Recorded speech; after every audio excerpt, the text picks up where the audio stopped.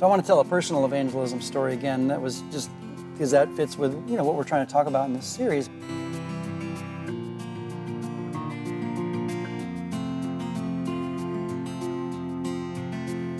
So one of the ways, again, you want to be intentionally around where non-believers are. For me as a priest, I had to really look for ways to be around non-believers. And when my kids were little, it was easier in some ways because they were involved with sports and ballet and other things. So whenever I would go to, like my son, to Pop Warner football practice, you'd be at practice 3 nights a week with all these other parents. And so I just worked the sidelines while he's practicing. And I'd get to know the parents. And if someone was a Christian, I'd say, well, it's great to know you. And then I'd kind of move on and talk to just talking and not forcing anything. But when I'd identify people who aren't Christians, I'd kind of start hanging around them more for evangelism. So anyway, there was this one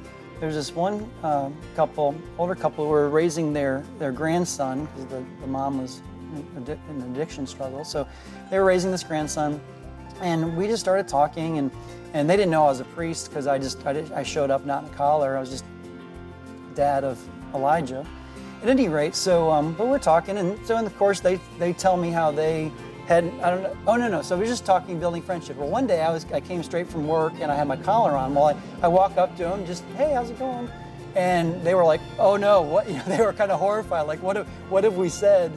All these conversations, like, did we say anything inappropriate? But they were kind of terrified because I was a priest. Well, they had, so then they started telling me their spiritual story, which often happens, and their little bit of church experience 30 years ago, and they went to this, it turned out to be an Episcopal church like 30 years ago, and they were in the Navy or military of some sort. And it was a terrible experience. They went to this church, and whatever the church was, they went and they were told by the people in that church, well, this isn't the church for you because this is more of an officer's church. And so they were like, forget that, fine. And so they hadn't been back to church in like 30 years because of that experience. It's terrible.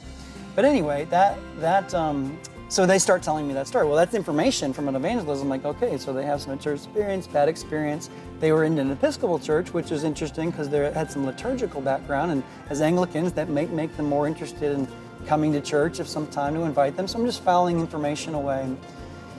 Anyway, so sometime as the season ending, I start thinking, I really want to invite them to something. And so I finally said, look, naturally in conversation, didn't force it, but I'd love to have you come and come to church with me sometime and come check it out. And I think it'd be great for your grandson, to come, and he's friends with my son anyway, and they could, get him involved with church. I think they were motivated to have the grandson have a good life. Even if they didn't want it, they wanted the grandson to have morals and that kind of thing. So I was kind of working that angle, so to speak, and it'd be good to bring him.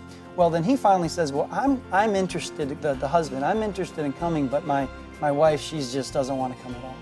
I was like, okay. So I said, well, I'm just throwing it out there, but maybe if you really want to come, maybe you can just come and bring your grandson, and eventually she might come along. I've seen that many times. And it's usually the other way around. The woman comes first, but I'm just like, if you want to. Well, so he says, okay, I think I'll do that. So the Sunday that I invited him, that he said he would come, I'm looking, if you've ever invited anybody to church, you're usually standing in the parking lot. And so I see them pull up, and he gets out of the car, and then she gets out of the car with him, and all three of them are walking up. So I'm all excited. So they come to church, and they end up loving it, and she ended up loving it. And she says, it was like, she said, I was reminded, as a little girl, I had this experience of going to church, and I was all dressed up, and some guy was there and laid hands on me. And I think it was probably when she was confirmed at 12 or something as a kid, but she said it was just such a good feeling. Well, I said, that's great. And so they kept coming, and finally came to their membership class again, which is interesting. In the membership class, I give an invitation to accept Christ, and at which they all three, the grandma, grandpa, and grandson, all accepted Christ as Savior in the membership class, joined the church, and been involved. He's on the vestry, been on the vestry, and junior ward, and all sorts of things after that. But it was just kind of working the sidelines at Pop Warner. That's how that started.